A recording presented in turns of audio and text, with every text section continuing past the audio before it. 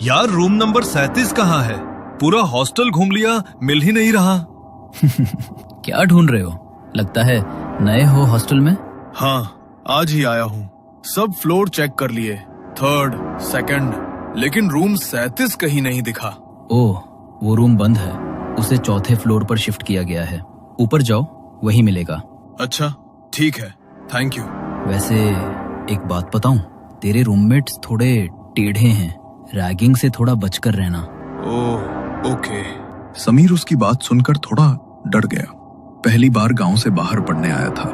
Ragging का नाम सुनते ही दिल में अजीब सी बेचैनी भर गई। वो अपने रूम में पहुंचा। अंदर कोई नहीं था।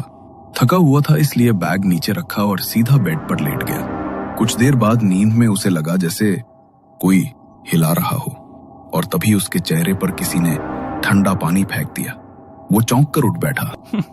अरे, हमारे आने से पहले सो भी गया तू? नया मुर्गा है और हमें सलाम किए बिना बेड पर चढ़ गया।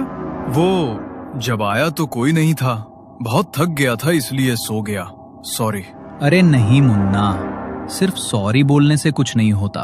पैर छूकर माफी मांग और फिर बाहर जाकर मुर्गा बन, कुकड़ू कू कर सबके सामने। नहीं, प्लीज प्लीज मत करो ऐसा। मैं नहीं कर पाऊंगा। मैं हाथ जोड़ता हूँ, प्लीज मत कराओ ये सब। ओहो, शर्म आ रही है तो फिर एक और चैलेंज ले ले। डरपोक नहीं निकले तो इज्जत बच जाएगी। 3rd फ्लोर पर रूम नंबर 36 के पास एक पुराना कमरा है, बिना नंबर वाला। वही पुराना रूम 37। सुना है वहाँ एक लड़के ने सुसाइड किया था। उसकी आत्मा आज भी वहीं भटकती है। अगर हिम्मत है तो वहाँ जा। बस 10 मिनट रुक जा, अंदर कर लेगा? क्या? वहाँ जहाँ किसी ने सुसाइड किया था? नहीं यार, प्लीज। तो फिर बाहर जाकर मुर्गा बन जा। दोनों में से एक चुन, रूम या रैगिंग। अगर दोनों से मना किया तो कल सुबह तक तेरा नाम हॉस्टल से गायब होगा। ठीक है, जाऊंगा। अच्छा बच्चा, तो फिर रात के ठीक 12 बजे जाएगा, अभी नहीं। और हाँ सुन, ये ले रूम की चाबी। बिना चाबी के अंदर कैसे जाएगा? लेकिन अभी मत जाना। असली मजा तो तभी है जब घड़ी रात के ठीक 12 बजाए। समझ गया ना? विक्की और उसके दोस्त हर नए स्टूडेंट के साथ यही करते थे।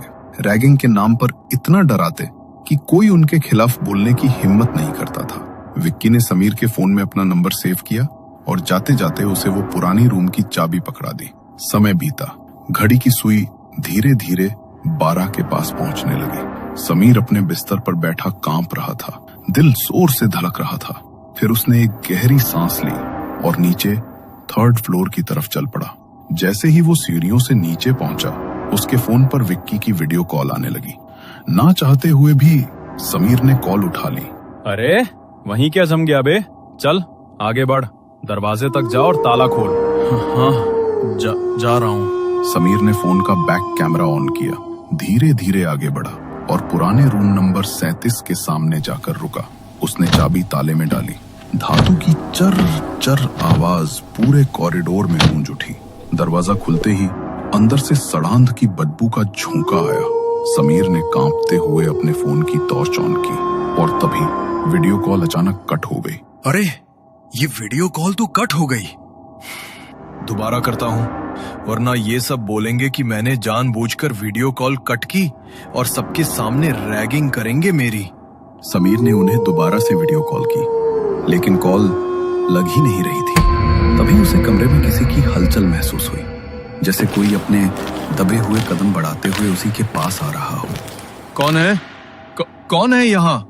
समीर के इतना पूछते ही वहां पर होने वाली कदमों की वह हलचल अचानक शांत हो गई। समीर को भी लगा शायद वो उसका वहम है, मगर तभी कमरे की खिड़की अचानक खुली और तेज आवाज के साथ बजने लगी।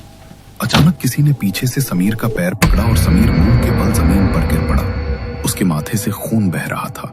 वो घबराता हुआ जल्दी से उठा और दरवाजे की तरफ भागने लगा, पर जैसे ही उसने दरवाजा खोलने की कोशिश की तो दरवाजा मानो जाम हो गया। तभी समीर को अपनी गर्दन पर किसी की गर्म सांसें महसूस हुई। उसके कंधे पर किसी ने अपना हाथ रखा। समीर घबराकर जोर से चिल्लाया और उसने जैसे ही पीछे मुड़कर देखा तो जतिन और राकेश उसके पीछे खड़े थे और उसकी वीडियो बनाते हुए जोर जोर से हंस रहे थे। तू तू तू एक नंबर का फट्टू चंद निकला। देख तो इतना बड़ा होकर भी कैसे डर रहा है। तेरी तो हमने वीडियो बना ली है और अब तेरी ये वीडियो पूरा कॉलेज देखेगा। नहीं, प्लीज प्लीज ऐसा मत करना। देख, ऐसा तो होगा। अब रूल तो सबके लिए एक जैसा ही है ना। रैगिंग तो सब स्टूडेंट्स की होती है। तेरी नहीं हुई तो पुराने वालों के साथ अन्याय हो जाएगा। एक काम कर, इसके कपड़े भी उतार, उसकी भी वीडियो बनाएंगे, फिर असली वीडियो पब्लिश होगी। नहीं, प्लीज नहीं। वे दोनों जबरदस्ती समीर को उसके कपड़े उतारने के लिए परेशान करने लगे, मगर समीर ने उन्हें धक्का देकर वहां से भागकर रूम में जाकर बैठ गया। रूम में विक्की था। उसे देखकर विक्की गुस्से से भर गया। तू भागकर ऊपर आ गया। हमारी एक बात ना मानने का अंजाम तुझे पता है। कितना बड़ा खामियाजा भुगतना पड़ेगा अब तुझे इसका। विक्की समीर की ओर बढ़ ही रहा था कि तभी उन्हें राकेश के चिल्लाने की आवाज आई। उसकी आवाज सुनकर विक्की जल्दी से नीचे की तरफ भागा और देखा कि जतिन उस बंद कमरे के बाहर खड़ा है और राकेश वहां पर नहीं है। राकेश कहाँ है? और तू ऐसे बुत बनकर क्यों खड़ा है? बोल ना, क्यों चिल्ला रहा था राकेश? वो समीर जैसे ही ऊपर भागा तो अंदर किसी के पैरों की आवाज आई। राकेश तो आराम से खड़ा था, कोई और दिख भी नहीं रहा था वहां, मगर किसी ने उसे पकड़ा और खिड़की से धक्का दे दिया। क्या? ये तू क्या बोल रहा है? नीचे सब लोगों की भीड़ लग गई है यार। अगर मैं फंस गया तो, क्योंकि अंदर उसके साथ कमरे में मैं ही था। डर मत, कुछ नहीं होगा। पहले नीचे चलते हैं हम। वो दोनों घबराते हुए नीचे गए तो वहां हॉस्टल के सभी बच्चों और टीचर्स का जमावड़ा लगा हुआ था। नीचे जमीन पर राकेश की डेड बॉडी पड़ी हुई थी। थोड़ी देर बाद पुलिस की टीम आई और उसकी बॉडी को वहां से उठाकर ले गई। पूछताछ के लिए उन्होंने स्टूडेंट्स से बात की और सीसीटीवी की फुटेज चेक की। पहले तो उन्हें जतिन पर शक हुआ, मगर जतिन ने जब अपने फोन की वीडियो उन्हें दिखाई तो पुलिस वालों को उसे छोड़ना पड़ा, क्योंकि उसके खिलाफ उन्हें कोई ठोस सबूत नहीं मिला। एक हफ्ता बीत गया। जतिन और विक्की राकेश की मौत के सदमे में थे। बहुत दिनों बाद आज उन्हें नींद आई थी, मगर जैसे ही घड़ी में रात के ठीक 12 बजे उनकी खिड़की पर एक दस्तक हुई। उस आवाज से जतिन की नींद टूट गई। उसने उठकर देखा तो आसपास कोई नहीं था, मगर जैसे ही वो वापस अपने बिस्तर की तरफ जाने लगा, पीछे से उसे किसी का धक्का लगा और उसका सिर सीधा सामने टेबल पर जाकर लगा। उसके माथे से खून निकलने लगा। वो डरता हुआ पीछे की तरफ मुड़ा तो एक भयानक परछाई उसके सामने खड़ी थी, जो उसी की तरफ बढ़ती हुई आ रही थी।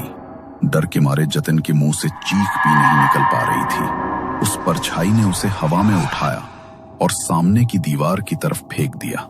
वो दीवार में इतनी जोर से जाकर लगा कि उस आवाज से कमरे में सो रहे विक्की और समीर की नींद टूट गई। समीर ने जल्दी से रूम की लाइट ऑन की तो देखा कि जतिन जमीन पर गिरा हुआ है और सामने की दीवार उसके खून से सनी हुई है। उसे देखकर वो दोनों घबरा गए और उसकी तरफ दौड़े। ये क्या हो गया तुझे जतिन? ये सब किसने किया तेरे साथ? मैं अच्छी तरह जानता हूँ ये सब तूने ही किया है समीर। अगर जतिन को कुछ हुआ तो मैं तुझे छोड़ूंगा नहीं। विक्की ने जतिन को उठाया और हॉस्टल की गाड़ी में उसे जल्दी से अस्पताल लेकर गए। डॉक्टर ने उसके माथे पर सिलाई कर बैंडेज किया, मगर उसकी सिलाई अपने आप खुलने लगी, जैसे कोई जानबूझकर उन्हें उखाड़ रहा हो। जतिन इतने दर्द में था कि उसकी चीखें पूरे अस्पताल में गूंज रही थीं। डॉक्टर, विक्की और समीर जल्दी से उसके पास दौड़े तो उसका पूरा चेहरा खून से भर गया था और वो बड़े ही भयानक तरीके से चिल्ला रहा था। डॉक्टर ने उसे संभालने की कोशिश की, मगर वो अचानक हवा में उठ गया और बहुत तेजी से जमीन पर गिर पड़ा। नीचे गिरते ही उसकी मौत हो गई। किसी को भी अपनी आंखों पर यकीन नहीं हो रहा था कि जतिन के साथ ये सब कैसे हुआ। विक्की सदमे में था, क्योंकि पिछले एक हफ्ते में उसने रहस्यमय ढंग से अपने 2 दोस्तों को खो दिया था। कुछ दिन बाद वो हॉस्टल के अपने कमरे में बैठा था। तभी समीर कमरे में आया और अंदर आते ही विक्की उस पर झपटा। मुझे अच्छी तरह पता है ये सब तूने किया है। बोल ना साले, तूने ही किया है ना? तू यहाँ आया है तभी से ये सब हो रहा है। मेरे 2 दोस्त मारे गए, मैं तुझे छोड़ूंगा नहीं, मार डालूंगा मैं तुझे। विक्की ने दोनों हाथों से समीर की गर्दन दबानी शुरू कर दी, मगर समीर के चेहरे के भाव देखकर विक्की का दिल बैठ गया, क्योंकि समीर के चेहरे पर एक भयानक मुस्कान थी और उसकी आंखों से खून टपक रहा था।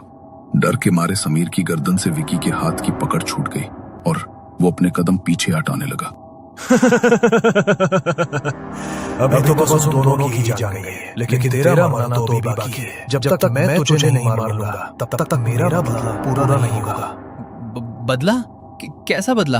तुम्हारा दिमाग तो खराब तो नहीं हो गया है समीर? तुम ये कैसी बातें कर रहे हो? किस बात का बदला लेना चाहते हो तुम मुझसे?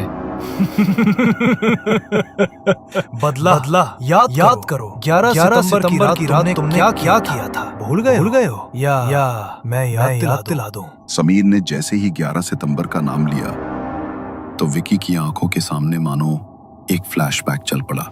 तुम लोग प्लीज मुझे परेशान करना बंद कर दो। मेरी वो वीडियो डिलीट कर दो, वरना मैं इस खिड़की से कूद जाऊंगा। अरे तो कूद जाना, तेरे कूदने से हमें क्या मतलब? तू चाहे जी या मर, इससे हमें कोई लेना देना नहीं है। वीडियो तो डिलीट नहीं करेंगे, कूदना है तो कूद जा। नवीन खिड़की के पास खड़ा था। वो तीनों उसे डराने के लिए जबरदस्ती उसे पुश करने लगे, मगर मजाक में नवीन का पैर सच में फिसल गया और वो सीधा वहां से नीचे गिर गया। गिरते ही मौके पर उसकी मौत हो गई और वो तीनों वहां से भाग गए। नवीन का उसके बड़े भाई समीर के अलावा इस दुनिया में कोई नहीं था। जब उसके भाई को ये बात पता लगी तो वो बुरी तरह टूट गया। नवीन बहुत बार अपने भाई को उन तीनों के बारे में बताता था। समीर उसे वहां से वापस लाना ही चाहता था, मगर इससे पहले वो उसे वहां से लेकर आता, उससे पहले ही वो चल बसा। तू चिंता मत कर मेरे भाई, तेरा बदला तो मैं लेकर ही रहूंगा। मैं अच्छी तरह जानता हूँ उन तीनों ने ही तेरे साथ ये सब किया है, मैं उन्हें छोड़ूंगा नहीं। समीर ने अपने आंसू पोंछे और एक पुराने बुक स्टोर से वो किताब लेकर आया। उसने किताब का एक पन्ना खोला जिस पर घुल लिखा हुआ था और उसके भीतर घुल को जागृत करने के मंत्र और विधियां लिखी हुई थीं।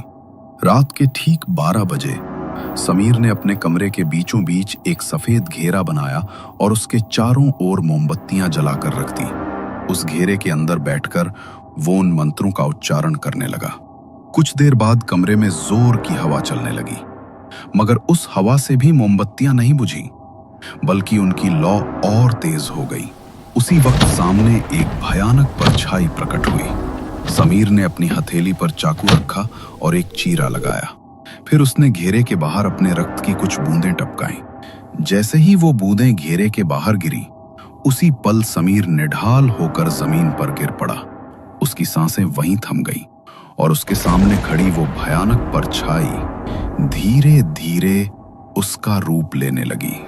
विकी के सामने खड़ा समीर अब समीर नहीं था, बल्कि वो उसी भयानक परछाई में बदल चुका था। समीर ने घुल को अपने भाई की मौत का बदला लेने के लिए जागृत किया था और जिस समय उसने उसे अपने रक्त की बूंद भेंट की, उसी समय घुल उसकी आत्मा को अपने साथ ले गया था और उसका रूप लेकर उन तीनों से उसके भाई की मौत का बदला लेने आया था। उसने फिर से समीर का रूप लिया और विक्की की गर्दन को एक झटके में मरोड़ दिया। विक्की जोर से चीखा और जमीन पर गिर पड़ा। राकेश और जतिन के बाद आज विक्की भी जा चुका था और घुल से किया हुआ समीर का सौदा भी अब पूरा हो गया था। घुल अब वापस उसी किताब के अंदर बंद हो चुका है और किसी और का बदला पूरा करने के लिए अब वो